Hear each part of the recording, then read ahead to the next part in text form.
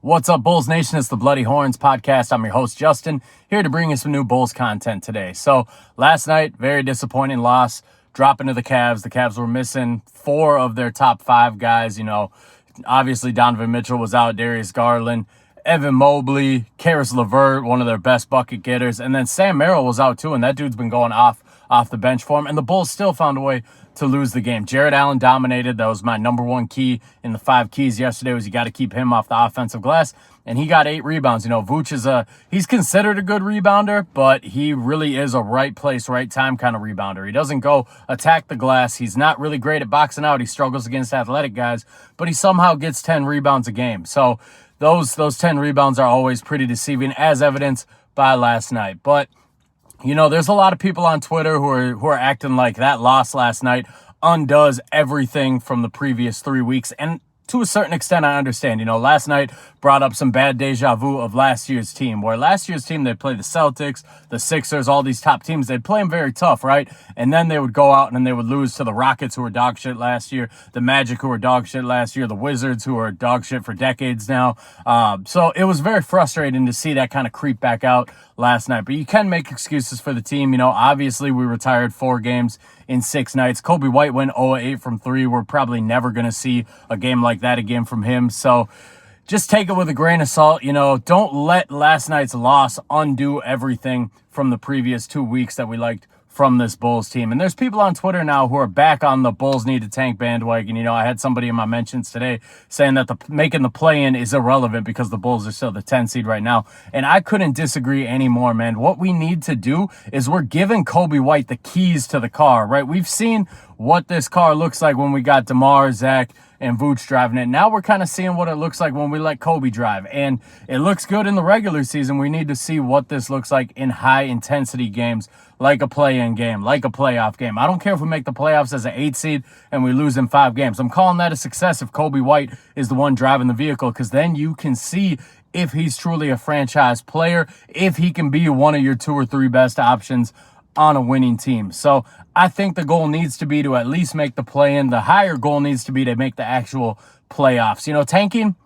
Tanking doesn't really work, right? Look at the Pistons. How many top picks do the Pistons have? Cade Cunningham, number 1 pick. Asur Thompson, top 5 pick. Kevin Knox, top 10 pick. Killian Hayes, top 10 pick. James Wiseman, number 2. Marvin Bagley, number 2.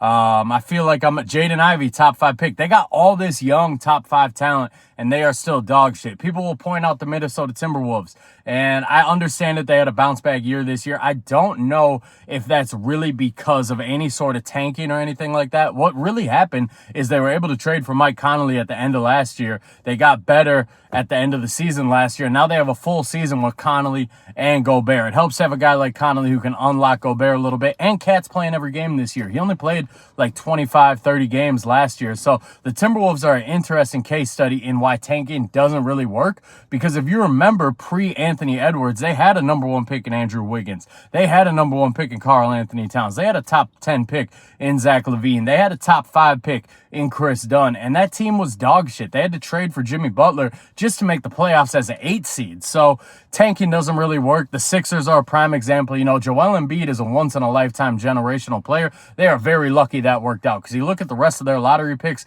in that trust the process stuff. You got Michael Carter-Williams, Nerlens Noel, Jahlil Okafor, Markelle Fultz, Ben Simmons. They missed on a lot of guys. Dario Saric was a top 10 pick, I believe. They missed all over the board. Their hit rate's like 1 out of 10 with that tanking stuff, but that one just happened to be Joel Embiid, which will turn a franchise around. So I don't think the Bulls need to tank at all. I really don't think there's a big difference in if we miss the playoffs as an 11 or 12 seed versus making the play-in as a 10 seed. I don't think there's a big talent gap in the picks. You look at the Heat, they made the play-in last year. It dropped their draft status to 18, but they drafted smart. They got Jaime Jaquez, who's a top 5 rookie this year. So it's all about drafting smart, scouting these guys, and getting somebody who's going to come in and contribute right away, like the Heat did with Jaquez. I mean, you look at this draft coming up, there's no number 1 guy. And honestly, for the people saying the Bulls need to tank, I hate to tell you guys, the Bulls could lose every game the rest of the way. They are not catching the Detroit Pistons. The Bulls already have, 13 wins this year? The Pistons aren't winning more than 13 games this year. The Spurs might not win more than 13 games this year. The Wizards might not win more than 13 games this year. So tanking really isn't the solution.